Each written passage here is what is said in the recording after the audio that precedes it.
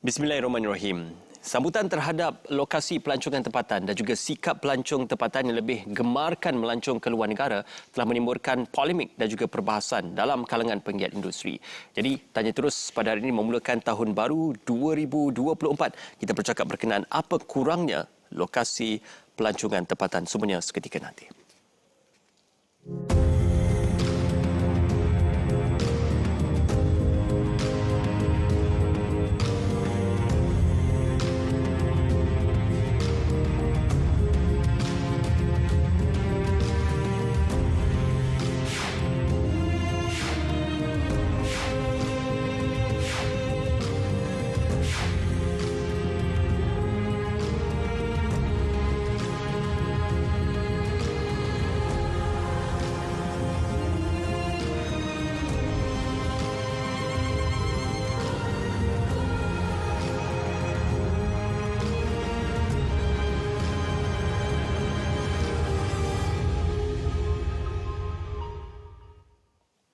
Ya, apa yang dikatakan tentang kurangnya minat terhadap lokasi pelancongan tempatan dan juga sebenarnya bagaimana data ini diterjemahkan dengan kemasukan pelancong asing. Semuanya kita akan wahanakan bersama dengan Tuan Uzaidi Udanis, Pengerusi Konsortium Pakatan Pelancongan Dalam Negeri Cinta. Apa khabar Tuan? Terima kasih bersama kami. Saya difahamkan ada beberapa laporan akhbar menyatakan bahawasanya sikap pelancong kita yang ataupun sikap pelancong tempatan yang lebih gemarkan melancong di luar negara, khususnya kepada negara jiran. Tetapi sebaliknya berlaku apabila statistik menunjukkan jumlah pelancong dari luar negara meningkat saban tahun. Jadi di mana kebenarannya berkenaan tentang sambutan kepada lokasi pelancongan tempatan kita, Tuan? Ya, Ismail, sebenarnya bagi masyarakat Malaysia lah, rakyat Malaysia, aktiviti melancong ni adalah aktiviti yang wajib. Bukan opsional lah, aktiviti wajib untuk mereka melancong, terutama pada musim cuti sekolah. Jadi apabila topik-topik ni kadang kita borak dengan jiran kita tanya, you all pergi mana? Kita pergi sini lah, kita pergi sana lah. Jadi itu adalah penting untuk kita. Jadi saya tak nampak yang katakan pelancong Malaysia ataupun rakyat Malaysia ni lebih gemar ke satu tempat daripada tempat destinasi tempatan. Kita tengok jugalah, walaupun kita tahu penerbangan ke London punyalah ramai orang Malaysia. Bukan hanya ke Hat Yai saja, penerbangan ke Jepun pun punya ramai pelancong-pelancong Malaysia bercuti sana. Tapi kenapa Hat Yai saja jadi perhatian? Itulah sebab ia lebih accessible. Seperti juga warga Singapura pergi melancong ke Malaysia lebih kurang 13 juta. Kita ada menerima lebih kurang 26 juta. Kita telah menerima 13 juta warga Singapura. Ini satu jumlah yang besar. Tak juga menjadi isu di Singapura yang mengatakan kenapa warga Singapura pergi ke Malaysia ni mengkayakan usahawan ataupun pelancongan industri pelancongan Malaysia. Tidak menjadi isu. Tetapi apabila kita ramai rakyat Malaysia pergi melancong, memang kita punya sifat nature kita nak melancong luar negara. Yang paling senang adalah Hat Yai. Tak payah perlu ferry, tak payah menunggu ferry. Dan kalau kita tengok statistiknya, lebih kurang katakan 20,000 pelancong masa weekend di Hat Yai. Saya nampak di Langkawi pun mungkin lagi ramai. Saya nampak mengikut statistik LADA 200,000 telah melancong, warga Malaysia telah melancong ke Langkawi daripada 1 hari bulan hingga 20 hari bulan. Lebih kurang dia dah 10-12,000. Jadi ini ada satu saya rasa tak nampak ada balance. Saya nampak balancing tu memang pelancong memang suka di destinasi tempatan, tetapi kita tak bolehlah jadi comfort zone. Kita tengok Bukit Bintang penuh dengan pelancong tempatan. Kita tengok dekat tempat area-area mana-mana pun di Penang pun penuh jam dengan warga tempatan. Saya tak nampaklah, tapi kita kena tingkatkanlah kita punya servis perkhidmatan kita. Ya. Dengan dakwaan bahawasanya lokasi pelancongan tempatan pulau-pulau peranginan serba-serbi mahal, makan pun mahal, hotel pun mahal. Apatah lagi yang mempertikaikan berkenaan check-in dah pukul 3 petang. Dulu dah boleh 1 atau pukul 2 petang. Ini jadi isu yang banyak dibahaskan dalam kalangan pelancong tempatan kita sendiri. Jadi apa penyelesaiannya, Tuan? Ya. Pelancong nak the best service, perkhidmatan yang bagus. Kita tengok juga seperti makanan, harga makanan sangat subjektif. Saya tahu kebanyakan ada banyak opsional di Hat Yai, contohnya gerai-gerai kecil-kecil yang memberi tawaran harga yang murah. Tetapi juga di Langkawi banyak juga yang saya minggu lepas saya ke Langkawi, saya tengok ikan bakar pun masih harga yang sama, harga yang berpatutan dan kadang lebih murah daripada di Kuala Lumpur. dan sedap juga. Jadi saya tak nampak harga itu menjadi satu halangan untuk mereka melancong ke satu tempat daripada melancong ke luar negara. Contoh di Bangkok, saya di Bangkok 2 bulan lepas, satu tom yum lebih kurang 300 baht. 300 baht boleh RM40. RM40 satu mangkuk dia di Bangkok. Tak dapat tak kurang daripada RM40 di Kuala Lumpur. Saya rasa subjektif. Mungkin ada pilihan persepsi individu. Pilihan pergi ke gerai, pilihan ke restoran, pilihannya restoran 4-5 bintang. Ini subjektif. Saya tak nampaklah ianya murah. Semurah-murahnya kita. Lagipun exchange rate kita dengan Thai baht agak menurut kita punya nilai dia agak turun. Saya tak nampak ada nilai bagus yang mengatakan murah sangatlah, kita kena pergi ke sana. Tapi berkaitan servis, dikatakan juga servis di lokasi pelancongan tempatan ini banyak yang tidak memuaskan, khususnya kepada pelancong ataupun warga masyarakat negara kita sendiri ingin melancong dalam negara. Ya, servis ni satu agenda yang penting lah bagi kita. Kita ni macam orang datang rumah kita lah. Kalau orang datang rumah kita, kita takkan masak muka. Kita kena greet, dah minum, kita kasih minuman kan. Tapi kita tengok nampak ada beberapa tempat, terutama yang di Jalan Bukit Bintang, yang dipenuhi dengan pekerja-pekerja asing. Mereka tidak mementingkan servis. Mereka bila menjual kebab, shawarma dengan kadang-kadang dengan muka yang masam, dengan apa. Jadi bagi pelancong asing, mereka tak tahu ini adalah servis Malaysia. Dan saya tak nampak, saya rasa kita kena tingkatkan dan juga kalau nak berniaga, kena berniaga dengan mesra, dengan Malaysian Hospitality. Sebab itu sebabnya Malaysia Airlines telah mempromosikan Malaysian Hospitality. Apa dia Malaysian Hospitality ni? Senang, senyum, kita greet, cakap terima kasih.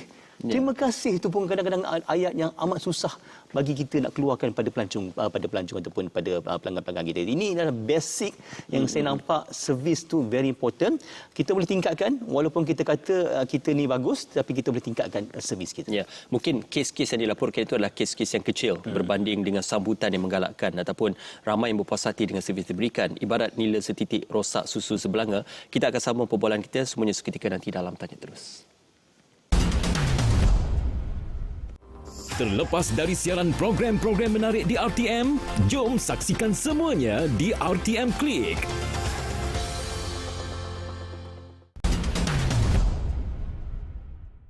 Bersama kembali Tanya Terus Tuan Uzaidi.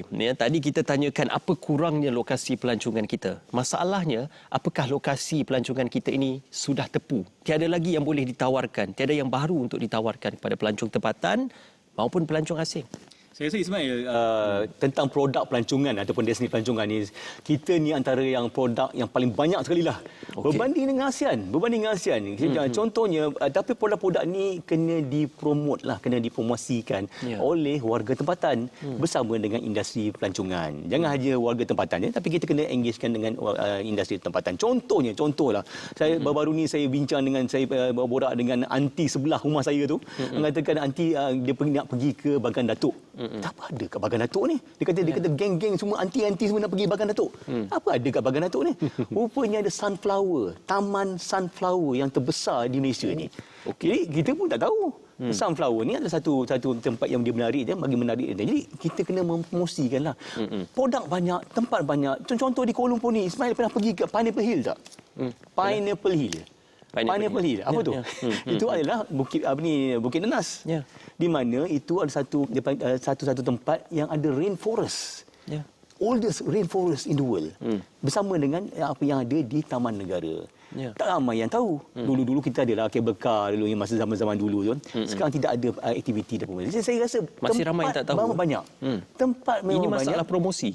Jadi, promosi ni jangan dibebankan hanya satu pihak saja ataupun Tourism Malaysia, contohlah Tourism Malaysia saja. Tak boleh, because Tourism Malaysia pun banyak produk-produk yang nak dipromosikan. Jadi harus dilokaliskan. Jadi warga tempatan ataupun warga tempatan mesti mendapat manfaat daripada promosi daripada industri pelancongan. Jadi warga tempatan ni harus kita championkan, kita upgradekan diorang ni supaya mereka ni mempromosikan tempatan mereka, dan bila mempromosikan tempatan mereka ini akan meningkatkan ekonomi setempat mereka. Okey. Jadi ini adalah satu agenda penting bagi kita. Ya. Satu lagi kegusarannya adalah berkenaan tentang akses kepada kawasan pelancongan itu. Mungkin menyukarkan sedikit pergerakan sama ada pelancong tempatan maupun pelancong asing. Kalau kita bandingkan dengan Singapura, mereka menawarkan akses pengangkutan yang mudah ke destinasi pelancongan. Jadi apakah masalah pengangkutan ini juga satu isu yang besar dalam industri pelancongan? Ya, pengangkutan ni accessibility. Maksudnya kita kena senangkan mereka datang ke situ. Contoh ferry. Kalau ferry itu kena beritahulah masa-masa. Kita tahu kengekangan in terms of the logistik. Tapi kita kalau boleh kita kasih yang terbaik lah, terutama masa cuti sekolah.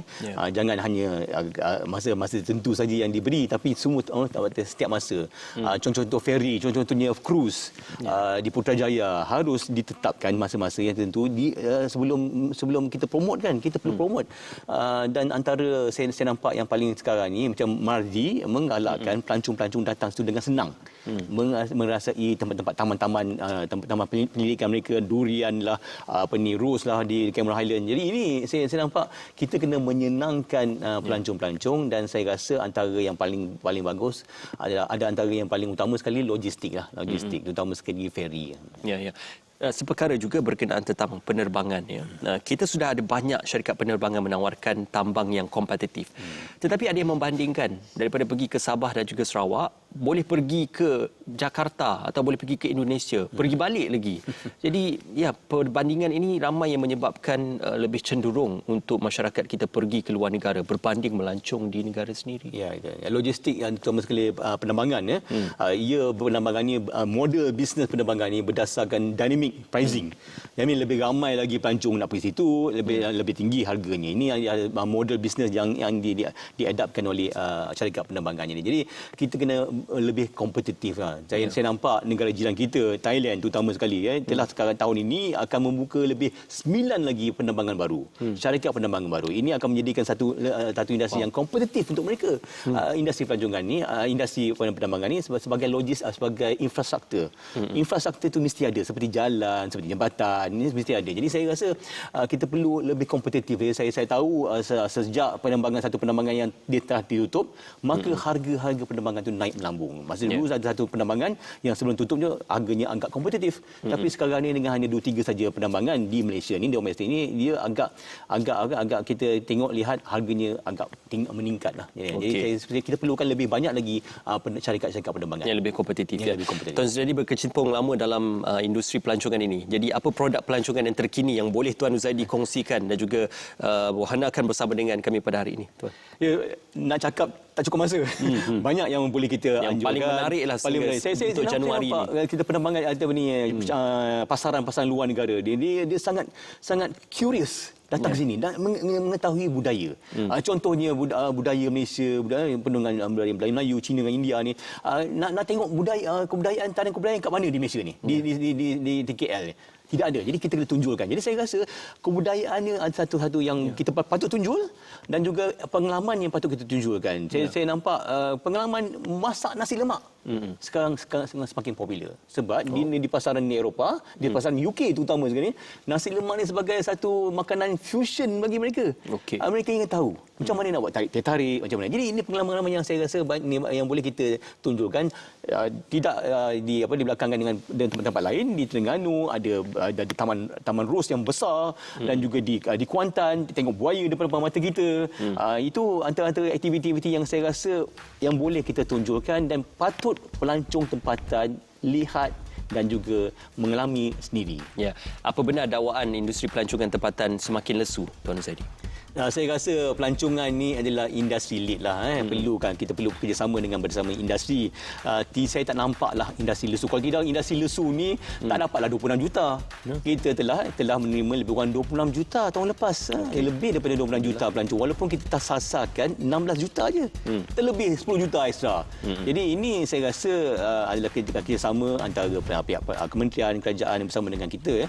Tapi kita perlu lebih tahap lagi. Kita tangkap lagi lebih ramai pelancong datang sini, belanja sini, tinggal lama sikit, belanja sini, dan ini meningkatkan ekonomi setempat, ekonomi negara kita. Ya, Melaka baru saja melancarkan Tahun Melawat Melaka 2024. Ini antara salah satu daripada tarikan yang menarik dan boleh diterokai bukan saja oleh warga tempatan tetapi juga oleh pelancong asing. Terima kasih Tuan Razali kerana bersama dengan kami. Kita harapkan industri pelancongan tempatan terus berkembang dan terus menyediakan servis dan juga produk-produk yang terbaik untuk warga masyarakat dan juga pelancong-pelancong asing. Terima kasih kerana bersama kami dan juga terima kasih kerana menonton kami dalam Tajuk Terus. InsyaAllah kita berjumpa lagi. Assalamualaikum.